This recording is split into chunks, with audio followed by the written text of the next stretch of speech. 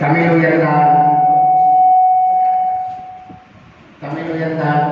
தமிழ்நாடு தானுயிரும் அறிவுயரும் அறமும் ஓங்கும் இமயமலை போல் உயர்ந்த ஒரு நாடும் தன் மொழியிலே தாழ்ந்தால் வேணும் என்கிற சிந்தனை மரபை தொடர்ந்து அச்சம் அகற்றிய அண்ணன் சுயமரியாதை சிந்தனை செல்வர் பட்டிவீரன்பட்டி சவுந்தரபாண்டிய நாடார் நினைவு அஞ்சலி நிகழ்ச்சியை ஏற்பாடு செய்திருக்கிற எனக்கு முன்னால் இங்கே சைவ திருமுறையை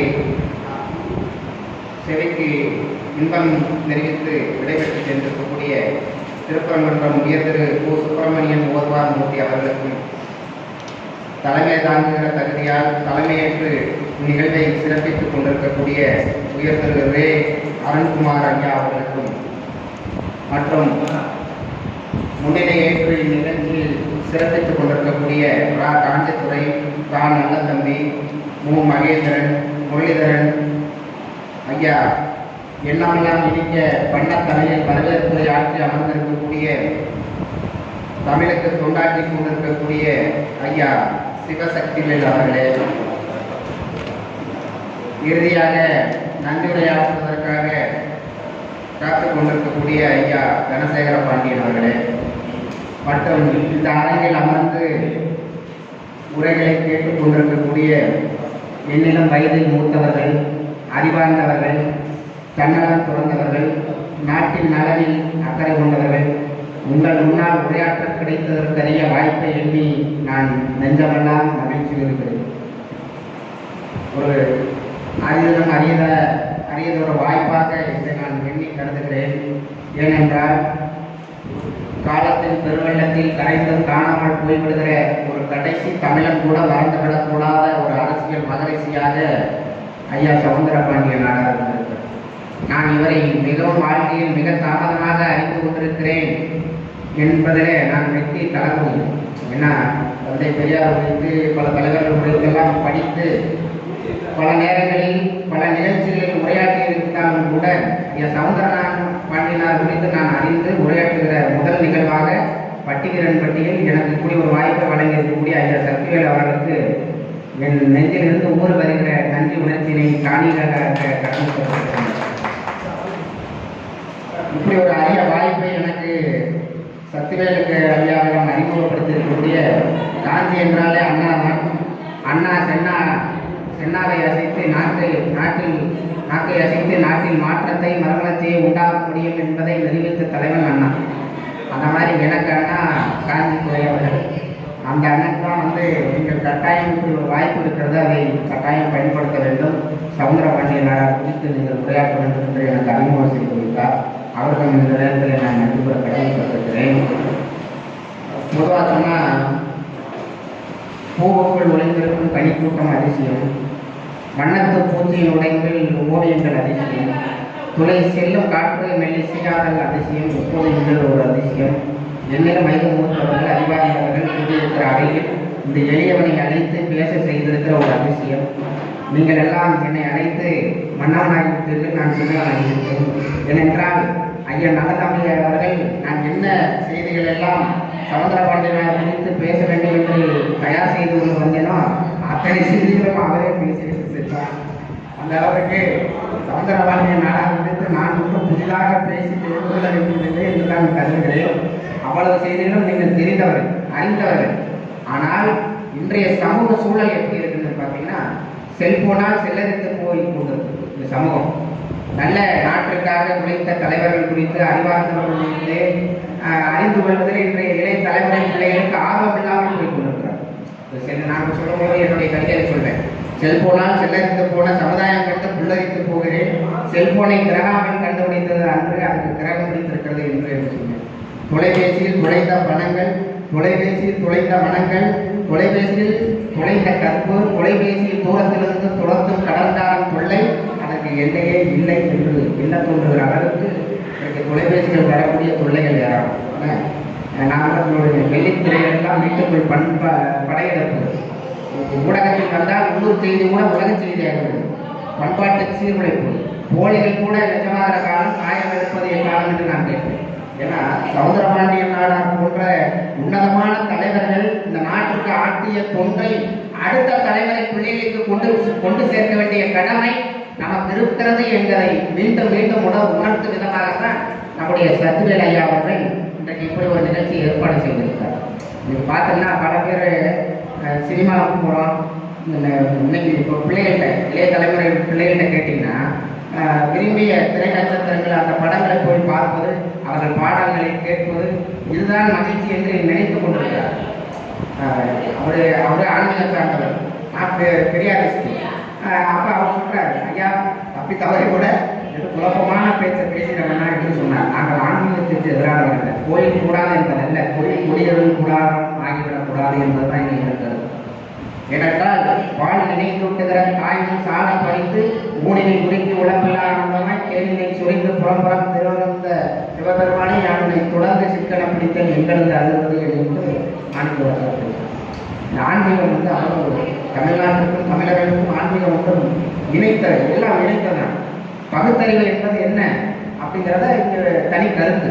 அதெல்லாம் ஐயா சில இடங்கள் அங்கங்கே கூடிட்டு காட்டினார். ஏன்னா எங்க பகுத்தறிவு தேவைப்பட்டதுன்னு சொன்னா, இந்த மண்ணில் காளி மூலி கடவுள் பகுத்தறிவில் இருந்து ஆண்டிகள் ஆண்டிருந்த உலகத்தில் ஆர்ப்பரித்து போர் தொடுத்த தந்தை பெரியாரால் சொன்னார், உழைப்பவனை தாழ்ந்த சாதி என்று ஒதுக்கி வைத்திருக்கிற நீ எப்படி ஒதுக்குவேன்?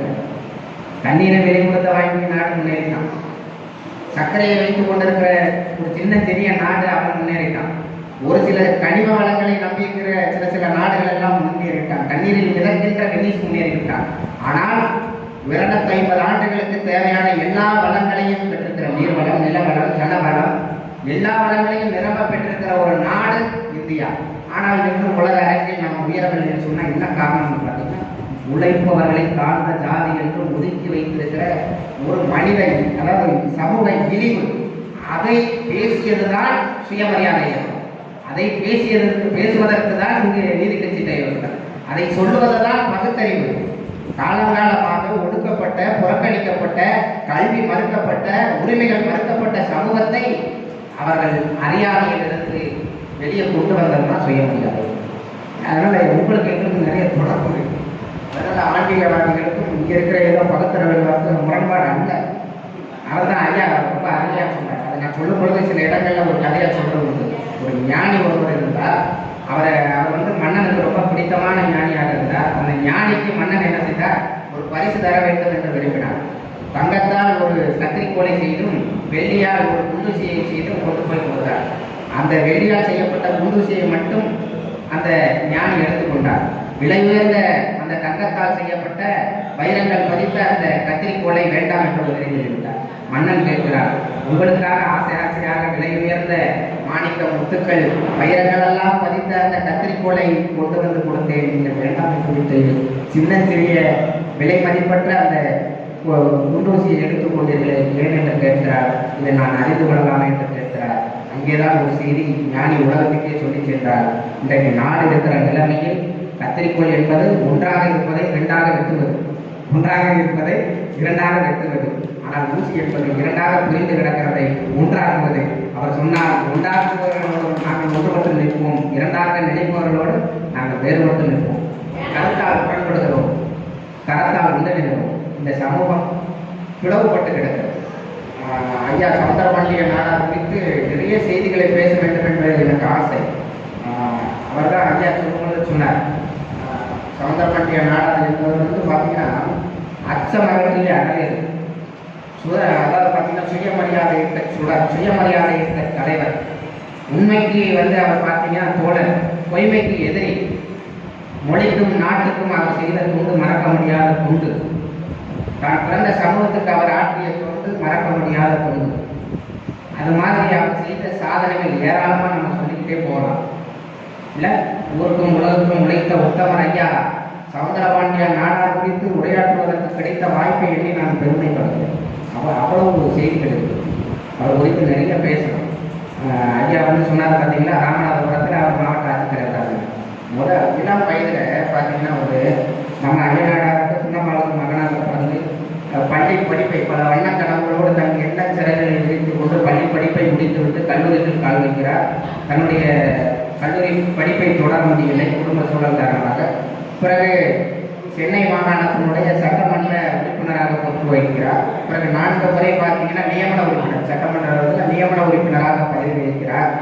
ராமநாதபுரம் மதுரை மாவட்டத்தினுடைய ஆட்சித் தலைவராக இருக்கிறார். அரசு கொறடாவாக பதவி வகிக்கிறார். அவர் வகித்த பதவிகளால் பல்வேறு பொறுப்புகளில் இருந்தவர் என்கிற பெருமையை பெற்றவர் ஐயா சவுந்தரபாண்டியன் நாடார். அப்படி எல்லாருக்கும் அப்படி சிறப்பு சொல்ல முடியாது. அந்த அளவுக்கு பல்வேறு பொறுப்புகள் ஐயா குறிப்பிட்டு சொன்னார். பார்த்தீங்கன்னா வங்கி ஒன்றை உருவாக்கி அதனுடைய தலைவராக இருந்து நிர்வகித்து ஏழை எளிய மக்களுக்கு உதவ வேண்டும். கல்வி யாருக்கு ஏழையாக இருக்கிறதுனால கல்வி எட்டாக்கடியாக இருந்த சமூகத்திற்கு அந்த ஏழை எளிய மாணவர்களுக்கு கல்வி கிடைக்க வேண்டும் என்று பாடுபட்ட தலைவர் ஐயா சவுந்தரபாண்டியன் நாடார். நான் கூட சொல்வது உண்டு, கல்லாமை கருவதற்கும் இல்லாமை இல்லாதவர்களுக்கும் நாடு முழுவதும் வேள்வி நடத்திய ஒரு நாயகன் சவுந்தரபாண்டியன் நாடார். அவ்வளவு பார்த்தீங்கன்னா விவசாயத்தை வளர்த்த ஒரு வித்தகர். விவசாயத்தில் அவருக்கு ஆர்வம், விவசாயத்தில் பணி செய்தார். அந்த ஏலக்காய் இதெல்லாம் சொன்ன பார்த்தீங்கன்னா காபி தூள் இதெல்லாம் உலக நாடுகளில் கொண்டு போய் சேர்த்தவர். அந்த அளவுக்கு பெரும் தொடர்பு, வர்த்தகத்தில் தொடர்பு இதெல்லாம் இருக்கு. பெரும் வணிகம் செய்து என்ன செய்ய போறார்? இந்த சமூகத்தால், இந்த சமூகத்தில் கீழே விளிம்பு நிலையில் இருக்கிறவர்களை அவர்களுக்காக உதவ வேண்டும் என்கிற ஒரு உன்னத லட்சியத்தோடு உழைத்தவர் தான் ஐயா சவுந்தரபாண்டியன் நாடார். அதனால தான் சொன்னேன், காலத்தின் பெருவெள்ளத்தில் கரைந்து காணாமல் போய்விடுகிற கடைசி தமிழன் கூட ஒரு மறந்து விடக்கூடாத அரசியல் மகரிஷியாக நம்ம ஐயா சவுந்தரபாண்டியன் நாடாரை பார்க்க வேண்டும். நான் பெரிதும் வைத்திருக்கிற தலைவர் ஐயா பெரியார். அந்த பெரியார் பார்த்தீங்கன்னா சுயமரியாதை இயக்கம் 25 சொல்றாங்கன்னா, காங்கிரஸ்லேருந்து தந்தை பெரியார் வெளியே வந்த போது சுயமரியாதை இயக்கத்தை தோற்றுவிக்கிற போது அங்கே பார்த்தீங்கன்னா சவுந்தரபாண்டியன் தலைவராக இருக்க வேண்டும், நான் துணைத் தலைவராக இருந்து அவரோடு உடன் பணியாற்றுகிறேன் என்று அவருக்கு கீழே வேலை செய்யணும்னு சொன்னால் என்ன காரணம் அப்படின்னா, அனைத்து சமுதாய மக்களுக்கும் உழைக்கின்ற ஒரு தலைவராக சவுந்தரபாண்டியன் நாடார் இருந்தார். ஏதோ ஒரு நாடார் சமூகத்துக்காக உழைக்கிறது எல்லா சமுதாய மக்களுக்கும். அதுக்கு தான் உதாரணம் பார்த்தீங்கன்னா ஐயா நல்லதம்பி அவர்கள் குறிப்பிட்டார் ஒரு செய்தியை. ராமநாதபுரம் மாவட்டத்தில் அன்றைக்கு பேருந்துகளில் ஏறுவதற்கு தாழ்த்தப்பட்ட மக்களுக்கு அனுமதி இல்லை என்று சொன்னார். அதோடு கூடுதலான ஒரு செய்தி, கோவிலுக்கு நுழைவதற்கு அனுமதி இல்லை, பள்ளிக்கூடங்களில் இந்த தாழ்த்தப்பட்ட மாணவர்கள் படிப்பதற்கு உள்ளே நுழைவதற்கு அனுமதி இல்லை என்று சொன்னார், சேர்ப்பதற்கு அனுமதி இல்லை என்று சொன்னார். அப்போதுதான் ஐயா அவர்கள் அங்கே மாவட்ட ஆட்சியராக இருக்கிற போது அவர் சொன்னார், எந்த தாழ்த்தப்பட்ட மக்களை வாகனத்தில் ஏறுவதற்கு, பேருந்துகளில் ஏறுவதற்கு அனுமதி இல்லை என்று சொன்னால் அந்த பேருந்துகளுக்கு வழங்கப்படுகிற உரிமம் அங்கீகாரம் ரத்து செய்யப்படுகிறார். அடுத்தபடியாக தாழ்த்தப்பட்ட மாணவர்களை பள்ளிக்கூடத்தில் சேர்க்காத பள்ளிகளின் அங்கீகாரங்கள் ரத்து செய்யப்படுகிறார். இது எவ்வளவு பெரிய இங்கதான் சமூக நீதி இருக்கு. அந்த சமூக நீதியை நிலைநாட்டியவர் ஐயா சவுந்தரபாண்டியன் நாடார். இப்போ என்னன்னா, இந்த தேசத்துக்காக, நாட்டு நலனுக்காக சுயநலமில்லாத பாடுபட்ட தலைவர்கள் எல்லாம் ஏதோ ஒரு சாதி கூண்டுக்குள் அடைத்து பார்க்கிற ஒரு கேவலமான மனோநிலை என்பது இன்னைக்கு வந்திருக்கு. எல்லோரும் மற்றவர்களை, பிறரை பற்றி சிந்திப்பது கிடையாது. ஒரு சிலர் மட்டும்தான் எல்லாரையும் பற்றி சிந்திக்கிறோம் இல்லையா? இன்னைக்கு சாதாரணமாக இந்த நிகழ்வை நடத்தாமல் சக்திகள் கடந்து போயிருக்கலாம். ஆனால் வரலாறு உங்களை மன்னிக்க, இந்த நிகழ்வை நீங்கள் நிகழ்த்தியதனால் வரலாறு உங்களை நினைவுகூடும். ஏன்னா இங்கே வந்திருக்கிறவர்கள் எண்ணிக்கை நீங்கள் ஏதோ ஒரு சொற்ப எண்ணிக்கை என்று கருதுகிறார்கள். இது மிக சிறப்பான வரலாற்று நிகழ்ச்சி என்று நான் கருதுகிறேன்.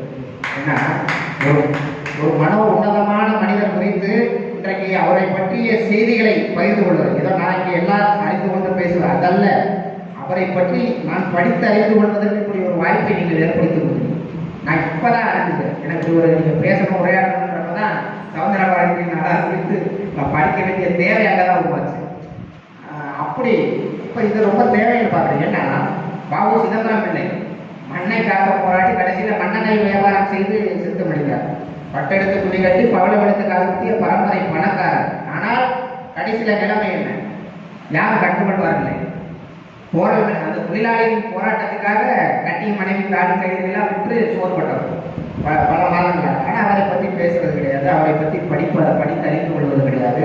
அடுத்த 2 தலைமுறை பிள்ளைகளுக்கு பாபு சிதம்பரம் பிள்ளை தெரியாது. பாபு நம்ம சுப்பிரமணிய சிவம் நம்ம மண்ணிலே உரிய தலைவர்.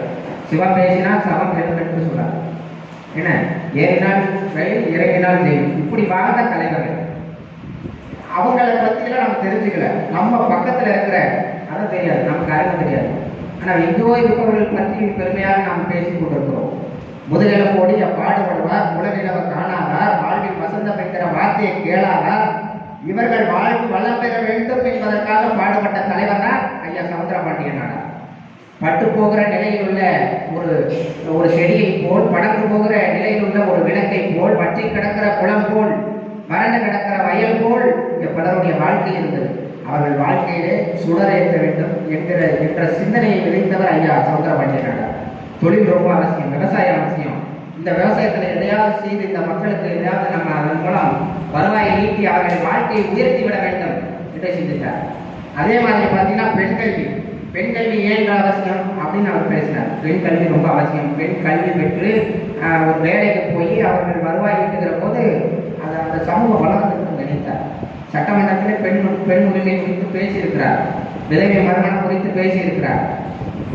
அதே மாதிரி பார்த்தீங்கன்னா சட்டமன்றத்தில் அவர் பேசினார், வகுப்புவாரி பிரதிநிதித்துவம் குறித்து அவர் பேசியிருக்கிறார். சட்டமன்றத்தில் முக்கியமாக அது குறித்தெல்லாம் தீர்மானங்கள்லாம் கொண்டு வந்திருக்கிறார்.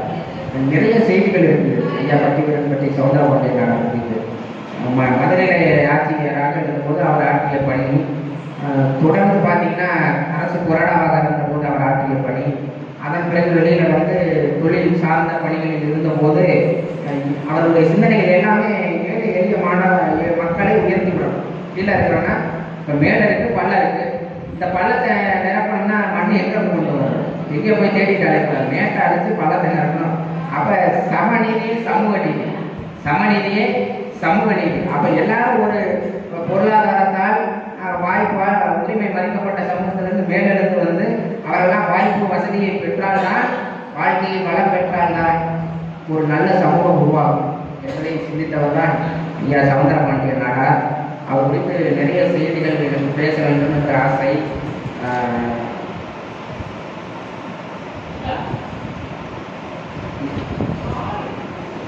அதே மாதிரி பார்த்தீங்கன்னா ஏழை எளிய மாணவர்களுக்காக தன்னுடைய பெரும் செல்வத்தை கொடுத்து உடையாக கொடுத்து அந்த மாணவர்களுக்காக நிறைய உதவி செய்திருக்கார். கல்வி நிறுவனங்களை ஏற்படுத்தியிருக்கிறார்.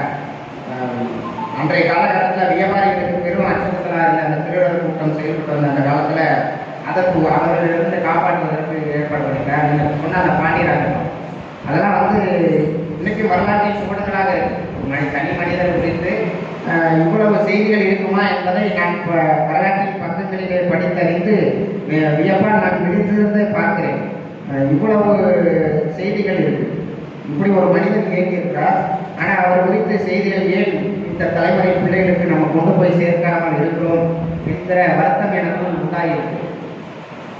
அந்த வருத்தம் ஒரு பெரிய வருத்தமாக இருக்கு. தொடர்ந்து அவர் நம்ம அடுத்த தலைமுறை பிள்ளைகளுக்கு கொண்டு போய் சேர்க்க வேண்டிய கடமை இருக்கிறது. நிறைய செய்திகளை எனக்கு முன்னால் அவர் பேசினார். அவருக்கு தெரிவிக்கா அப்படின்னா திக்கெல்லாம் போடுகின்ற திருநெல்வேலி செய்திகள் நின்ற நெடுமாறன் வாழ்ந்த காலத்தில் காந்திமதி அம்மாள் சந்ததிக்குள்ள தமிழ்த்தங்கள் தெரிவிக்கா பேசிக் கொண்டிருக்கிறார். இவர் பேசிக் கொண்டிருக்கிற செய்தி கேட்டறிந்து தன் நண்பன் வந்திருக்கிறார் சொல்லி செய்தி பாவலராக காண்பதற்காக அங்கே போகிறார். இவர் மாட்டு சமூகத்தை சேர்ந்தவர். அப்போ அங்கே இருக்கிற எல்லாம் என்ன பண்ணுறாங்கன்னா, நிகழ்ச்சி ஏற்பட்டாலும் உங்களுக்கு கோயிலுக்குள் நிறைய அனுமதி இல்லை என்று சொல்லி மறுத்து விடுகிறார். அப்போ இந்த செய்தி யாருக்கு போயிருக்கு? திருவிக்காவுக்கு போயிருக்கு. அப்போ என்னை காண வந்த என் நண்பனை அனுமதி கொடுங்கள் அப்படின்னு நெஞ்சுடைந்து போய் தோழில் கிடக்கிற துண்டை தூக்கி உதறி எடுத்துவிட்டு நீ எல்லாரும் என் பேச கேட்கலாம், கோயில் விட்டு வெளியே வாங்கிட்டார். வெளியில் வந்து பேசினார். அந்த கூட்டம் கூட வெளியில் வந்துச்சு. அது மாதிரி ஒரு நட்பு உதாரணம். ஏதோ இலக்கியம் அரசியல் அப்படி அல்ல, சக மனிதர்கள் மீதான நேசம் இருக்கிறது அல்லவா? அது ஜாதி கடந்து, மதம் கடந்து, மொழி கடந்து எல்லாம் இருக்கு. ஏன்னா யாரும் மொழி யாரும் கையில் என்று உலகத்துக்கு சகோதரத்துவத்தை சொல்லிக் கொடுத்தவர்கள் தமிழர்கள். தமிழ்ல என்ன இல்லை? கண்டலை வயல்களான தாமரை விளக்கம் தாங்க, கொண்டங்கள் முளவில் இயங்க, புகழை கண் விழித்து நோக்க, தென்திரை எழுதி காட்ட, தேம்பரை மதுரையாக, பண்டுகள் விழித்து பாட, அச்சுதம் கொஞ்ச, அமுத கீதம் கரும்புயர்த்து விருந்து செய்ய, கடிமலர் வண்டுகள் விழித்து பாட, தென்றல் உணவுகின்ற சூழலில் அங்கப்படுத்த அடுத்த வண்ணமையின் போல் என்று ஒரு இயற்கையே வர்ணிச்சிருக்காங்க. இதை படிக்கிறப்ப நமக்கு இருக்கிற தமிழ் உணர்ச்சி இருக்கிறதா? அது எங்க இருக்கு வருது? ஐயா இன்றைக்கு தமிழுக்காக கொண்டாடுகிறார். ஏன் இந்த வயதில் கொண்டாடுகிறார்? ஒரு வர்த்தகம் செய்து வணிகம் வைக்கலாம். தமிழ் பேசுறதுனால இவருக்கு என்ன வயிறு நிறைய போயிருக்கிறதா? இல்லை. இன்றைக்கு அப்படித்தானே பார்க்கணும். பிஸ்னஸாக தான் பார்க்கணும். எல்லாத்தையும் என்ன பார்க்கணும்? வணிகமாக பார்க்கிற ஒரு சமூகம் உருவாகிவிட்டது. இன்றைக்கு பொதுவாக நம்மில் பலர் என்ன தேடி அலைந்து கொண்டிருக்கிறோம்? பணம் தேடி அலைகிறோம், பதவி தேடி அலைகிறோம், பொருள் தேடி அலைகிறோம். இப்படி எப்போதும் எதையாவது தேடி அலைந்து திரிந்து கொண்டிருக்கிற வாழ்க்கை முறைதான் நம்மில் வாய்த்திருக்கிறது. அப்படிப்பட்ட மனிதர்களில் ஐயா சக்திவேல் போன்ற சிலர் தான் இந்த சமூகம் நோக்கி சிந்திக்கிறார்கள், தமிழ் குறித்து சிந்திக்கிறார்கள், தமிழர் நலன் குறித்து சிந்திக்கிறார்கள், மனிதர்கள் குறித்து சிந்திக்கிறார்கள். இவர்களெல்லாம் பாதுகாக்கப்பட வேண்டியவர்கள்.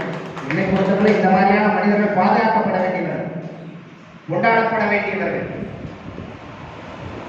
இந்திய எதிர்ப்பு போராட்டத்துல எல்லா சிறையை போய் கொண்டு போறதுக்கு ரெடி ஆயிட்டாங்க. அப்ப பெரியார் அறைகூவல் எடுக்கிறார், எச்சரிக்கிறார். யார அன்னைக்கு இருந்த இந்திய எதிர்ப்பு போராட்டத்துல எச்சரிக்கிறார். நாங்கள் எல்லாம் கைது செய்யப்பட்டு சிறைக்கு போனாலும் எங்களுடைய தமிழர் தளபதி ஐயா சவுந்தரபாண்டியன் நாடார் தலைமை தாங்கி அந்த போராட்டத்தை நடத்துவார் என்று அன்றைக்கு இருந்த ஆதிக்கத்தின் ஆற கால்களுக்கு அவர்கள் செவிகளுக்கு யாரை அடையாளப்படுத்துகிறார்? தமிழர் தளபதி என்று சவுந்தரபாண்டியன் நாடார். ஏன் நாம் தமிழ் அன்னைக்கு ஏன் இந்திய எதிர்ப்பு போராட்டத்தை நடத்துகிறோம்? நம்ம ஏன் இந்த நேரத்தில் உட்காந்து தமிழ் குறித்து பேசுகிறோம், தமிழர் குறித்து பேசுகிறோம்? மொழி சும்மா பாதுகாக்கப்படணுங்க. இந்திய எதிர்ப்பு போராட்டத்துக்காக தீக்குளித்து இறந்தவர்கள் எத்தனை பேர்? முண்டாடிப்பட்டது இறந்தவர்கள் எத்தனை பேர்? தன் உயிரை மாய்த்து கொண்டவர்கள் எத்தனை பேர்? சொன்னால் ஒரு கங்கா ஜலம் எடுத்து அம்பாளுக்கு அபிஷேகம் செய்வதை போல பெட்ரோலை எடுத்துக்கொண்டு தன் தேகத்தில் தானே ஊற்றிக்கொண்டு தன் தேகத்துக்கு தானே தீயை பற்ற வைத்துக் கொண்டு பட்டில் எரிகிற தீ ஜுவாலை விட்டு எரிய, கொழுந்து விட்டு எரிய, அலுவல் போனால் போகட்டும், சலுகை போனால் போகட்டும், என் தலைவரை கோடி கண்ட தமிழ் விட்டு விடுதலை ஆகட்டும், பிறந்த என் பிள்ளை யாருக்காக? தமிழ் மொழி போருக்காக, உள்ளம் இருப்பதும் உடம்புல இருப்பதும் தமிழுக்காக என்று என்ன செய்யறாரு? முத்து பற்கள் வெடித்து சிதற, மோகன முடி கருகி சூழ, நிற்க சக்தி எடுத்து உடல் பாலமாக வெடித்து சிதற, நிற்க சக்தியற்று நிலத்தில் சரிந்து விழுகிற அந்த நிலையில கூட அன்னை தமிழே உன்னை புகழ்ந்திடவே உலகில் பிறப்படுத்தேன்னு சொல்லி மொழிக்காக தன் உயிரை மாய்த்து கொண்ட மொழிப்போர் தியாகிகளை நான் வரலாற்றின் பக்கங்களில் படிக்கிறேன். மொழி உணர்வு அந்த அளவுக்கு தேவை என்று நான் கருதுகிறேன். அதனால அந்த மொழியை இன்றைக்கும் சிதையாமல் எத்தனையோ மொழிகள் அந்நியர்களுடைய படையெடுப்புகளுக்கு ஆதிக்கத்துக்கு உள்ளாகி அழிந்து போயிருக்கிறது. எத்தனையோ இனங்கள் அந்த பண்பாடுகள் எல்லாம் சீர்குலைக்கப்பட்டு அழிக்கப்பட்டிருக்கிறது. ஆனால் இன்றைக்கும் தமிழ் மொழி, தமிழ் பண்பாடு யாருனாலும் சீரழிக்க முடியல. இன்னைக்கு அது கர்வத்தோடு நிற்குதுன்னு சொன்னால் அதுக்கு காரணம் நம் மொழி சாதாரண மொழி அல்ல, இல்லையா? அடுத்தவர் அழைக்கிறது. அதுதான் வடக்கிழை தமிழர் வாழ்வை வதக்கி பின் தெற்கில் வெள்ளை இடக்கிணை செய்ய நினைத்து எதிரி அண்ணால் போட்டு அடக்கடா என்று வைத்த அரங்காக்கும் தமிழே என்று பாடி பரவி எங்கள் பாஸ்பரஸ் கவிஞர் பாரதிதாசன். இது சொல்றாங்க, ஆரியர்கள் படையெடுத்து விட்டார்கள் நம்ம தமிழ் மொழியை, அதெல்லாம் எல்லாத்தையும் அடக்கி தமிழ் நிற்கும் என்று அன்றைக்கு உலகத்துக்கு பறைசாற்றினர் நம்மளுடைய பாரதிதாசன். ஆகவே நாம் அந்த அந்த கோயிலுக்கு நிலையத்தெல்லாம் போக வேண்டாம். தமிழ் நம்ம இல்லை அப்படியெல்லாம் சாராது. தமிழை அழித்து நினைத்தவர்கள் சாவார்கள், அவ்வளவுதான். இது காலகாலமாக நடந்துட்டு இருக்குது. தெரிய ஆரக்காலர்களுக்கு ஆதிக்கத்துக்கெல்லாம் ஏன் இந்திய எதுக்குன்னா ஏதோ இந்தி மொழி பேசக்கூடியவர்களுக்கு நம்ம ஒன்றும் பகைவர்கள் அல்ல, அவர்களுடைய நம்முடைய சகோதரர்கள். ஆனால் பிரதர்சனம் நம்ம அன்னைக்கு சொன்னோம், எல்லாரும் நம்முடைய உடன்பிறந்தவர்களாக பாவித்து வாழப்படையவர்கள் தமிழர்கள், இல்லையா? எங்கிருந்து வந்தாலும் நம்முடைய சகோதரர்களாக நினைக்கக்கூடியவர்களாக. உலகத்தில் எந்த இனத்துக்கும் இல்லாத பெருமை தமிழகத்திற்கு தமிழர்கள். எப்பொருள் யார் யார் வாய்ப்பு ஏற்பினும் அப்பொருள் மெய்ப்பொருள் அறிவு என்று சொல்லி அறிவுக்கு இலக்கணம் வந்தது. மண் செழிக்க மழை பொழிவதை போல மனித மனம் செழிக்க 2000 ஆண்டுகளுக்கு கூட வாழ்ப்புகள் வள்ளுவர் படி அறிவு உலகத்துக்கு நம்ம சொல்லிடுவோம். இப்படி இருக்கணும், பகுத்தறிவு அங்கேயே விதைக்கப்பட்டது. அதனால் நமக்கு ஒரு சிந்தனை மரபு இருக்கு, தொடர்ச்சி இருக்கு. அந்த வழியில் தான் ஐயா சவுந்தரபாண்டிய நாடார் இந்த மண்ணுக்காக, மக்களுக்காக, இவர்களுக்காக பாடுபட்டிருக்கிறார். தொடர்ந்து அவர்கள் வாழ்க்கை வளர்ந்த வேண்டும் என்று உழைத்திருக்கிறார். தன்னுடைய வாழ்வின் பெரும் பகுதியை மக்கள் நலன் சார்ந்து சிந்தித்திருக்கிறார். அதற்காக குரல் கொடுத்திருக்கிறார். அதற்காக தனக்கு கிடைத்த வாய்ப்புகளில் எல்லாம் பயன்படுத்தி இருக்கிறார். அவர் குறித்து இன்னைக்கு நம்ம பேச கிடைத்த வாய்ப்பு நான் பொதுவாக இப்படி ஒரு வாய்ப்பு கிடைத்தால் எனக்கு நிகழ்ச்சி ஏற்பாடு செய்து கொடுத்தவர்களை பாராட்டினால் பரிசு தருவது வழக்கம். அப்படி என்ன பரிசு தரலாம் என்று நான் நினைக்கிற போது அன்றைக்கு அவையை பாராட்டி அதிகமான அரிய வகை வெள்ளிக்கனி ஒன்றை பரிசாக அளித்தார். அப்படி அரிய வகை நெல்லிக்கனி ஒன்றை ஐயா சத்திவேல் அவர்களுக்கும் காஞ்சிதுரை அவர்களுக்கும் நான் பரிசாக அளிக்கலாம் என்று எண்ணினால் இப்போது அந்த மரங்கள் எல்லாம் வெட்டப்பட்டு விட்டன இல்லையா. மரம் இப்ப இல்லை, நல்லா சொல்ற மரம் காட்டின் எச்சம் கூட மரத்தை வளர்க்கிறது, அந்த மரத்தை அழைத்து நீயே எச்சம் வேண்டாம் என்று நம்ம ஒரு கவிதை எழுது. அந்த மாதிரி ஒருவேளை நான் பாரியாக இருந்திருந்தால் பல்லக்கு தேர் யானை செய்து உங்களுக்கு பரிசாக வழங்கியிருப்பேன். பள்ளியில் ஓரியாக இருந்தால் வானமண்டலத்தில் மின்னுகிற நட்சத்திரங்களை எல்லாம் கைது செய்து கொண்டு வந்து உங்கள் காலடியில் கொட்டியிருப்பேன். ஒருவேளை குமரனாக இருந்தால் என் தலையை விலைக்கு கொடுத்தாவது 12,000 பொற்காசுகளை கொட்டி உங்கள் பொற்பாலனை சமைத்திருப்பேன். என்னிடம் இருப்பது தமிழ் ஒன்றுதான். ஆகவே தென்றலில் ஒளி வாங்கி, தேனாற்றில் உயிர் வாங்கி, கண்டில் என்னும் புகரில் அருகாங்கி, நானே நடந்து நடப்பாடி சம்பெடுத்து கல்லாத கடலையிடம் கனிவாயில் குடியிருந்து கற்றோர் அவையில் கவியாக சித்தமிழா பெற்றோர் இல்லாமல் பிறந்திட்ட பெருங்குறலாம் இவள் என்று பிறந்தவள் எட்டுணராத இயல்பினலாம். எங்கள் தாயான் தமிழ் மொழி போல் நீங்கள் பல்லாண்டு காலம் வாழ்த்து தமிழ் பணி செய்ய வேண்டும் என்று வாழ்த்தி விடைபெறுகிறேன். நன்றி.